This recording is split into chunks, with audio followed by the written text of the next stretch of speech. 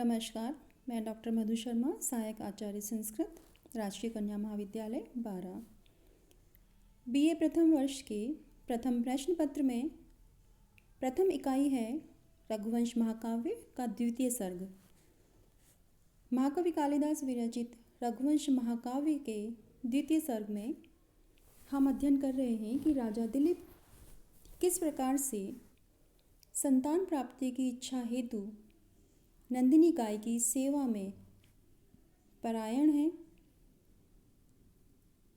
किस प्रकार से वो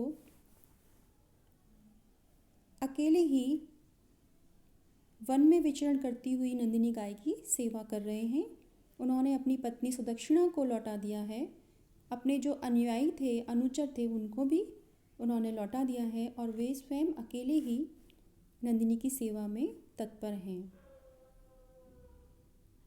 राजा की जो शोभा है उसका वर्णन करता हुआ कवि कहता है, सन्यस्त चिन्नाम अपि राजलक्ष्मीं तेजो विशेषानुमितां ददानः आसीदनाविष्कृत दानराजी अंतर्मदावस्थ इव दीपेन्द्रः। अन्वय है, न्यस्त चिन्नाम अपि तेजो विशेषान्वितां राजलक्ष्मीं ददानः अनाविष्कृत दानराजी अंतर्मदावस्थः दीपेन्द्र इव आसीत्। शब्दार्थ है न्यस्त चिन्नाम, जिन्होंने अपने चिन्हों का परित्याग कर दिया है। जो राजा के जो चिन्ह होते हैं, छत्र, चामर आदि, जिनसे राजा की पहचान होती है, उनका परित्याग कर दिया है। तेजो विशेषानुमिताम, तेज विशेष से अनुमित, सूचित, दधानः धारण करते हुए। अनाविष्कृत दानराजी, जिसने अभी अपनी मदरेखा को प्रकट नहीं किया है। अंतर मदावस्थः, जिसकी मदावस्था अभी अंतर्गत है। दीपेंद्र राजा, गजराज दीपेंद्र। व्याख्या है, राजोचित चिन्हों से रहित। राजोचित चिन्ह, छत्र, चामर आदि इनसे रहित, किंतु अपने प्रभाव अतिशय से अनुमित, सूचित राजलक्ष्मी को धारण करते हुए वह राजा गजराज की भांति थे, जिसने अपनी मदरेखा को अभी प्रकट नहीं किया है, किंतु जिसकी मदावस्था अभी अंतर्निहित है। राजा दिलीप उस गजराज की भांति शोभित हो रहे थे, जिस गजराज ने अपनी मदरेखा को प्रकट नहीं किया है।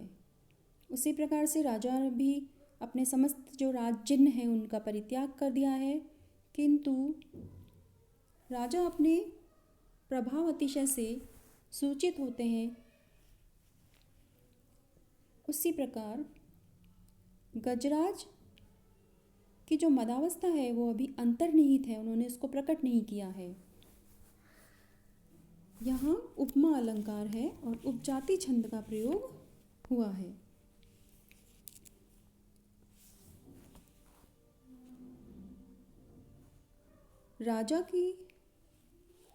राजा को गजराज के समान बताया गया है।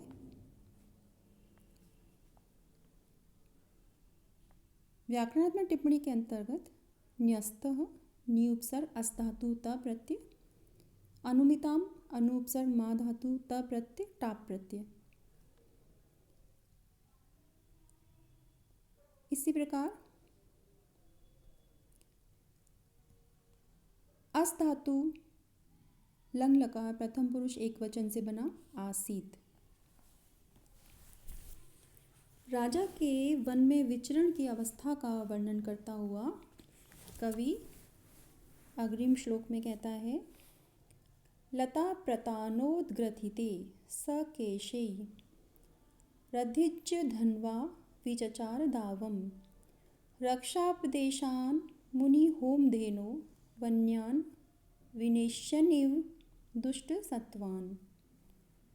अन्वय है, लता प्रतानोद्ग्रथिते केशै अधिज्य धन्वः स मुनिहोमधेनो रक्षापदेशात् वन्यान् दुष्टसत्त्वान् विनेश्यन् इव दावम विचचार।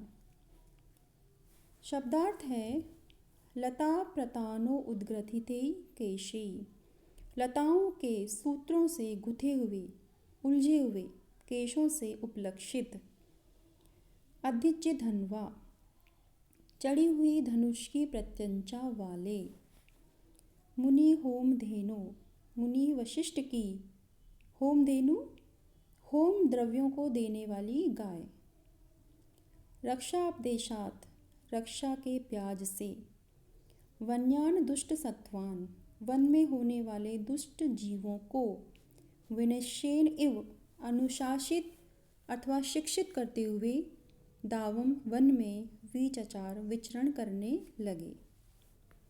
व्याख्या है इसकी, लताओं के वक्र रेशों से गुम्फित केशों से उपलक्षित, लताओं के सूत्रों से टेढ़े रेशों से गुथे हुए उलझे हुए केशों से उपलक्षित, चढ़ी हुई प्रत्यंचा से युक्त धनुष को धारण करने वाले, वह राजा दिलीप मुनि वशिष्ठ की होमधेनु की रक्षा के ब्याज से वन में रहने वाले दुष्ट जीवों को मानो शिक्षित सा करते हुए वन में विचरण करने लगे। मुनि वशिष्ठ की जो होमधेनु है उसकी रक्षा के ब्याज से, उसकी रक्षा के बहाने से वन में विचरण करने वाले दुष्ट जीवों को मानो शिक्षित करते हुए वन में विचरण करने लगे। प्रस्तुत श्लोक में उत्प्रेक्षा अलंकार है। कवि ने राजा दिलीप की सुदृढ़ सेवाव्रति को उपजाति छंद के माध्यम से अभिव्यक्त किया है। व्याकरणात्मक टिप्पणी में हम देख सकते हैं उद्ग्रथिते, उद ग्रंथ धातु, इट त प्रत्यय तृतीय विभक्ति बहुवचन, उद्ग्रथिते, केशे, अत्र इत्थम भूत लक्षणे, इस सूत्र से तृतीय विभक्ति हुई है।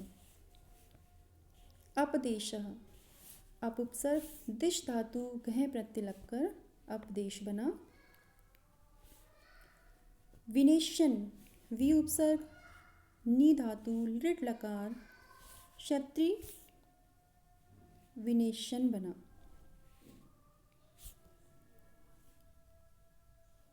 इस प्रकार राजा के वन में विचरण की अवस्था का कवि ने यहाँ पर वर्णन किया है।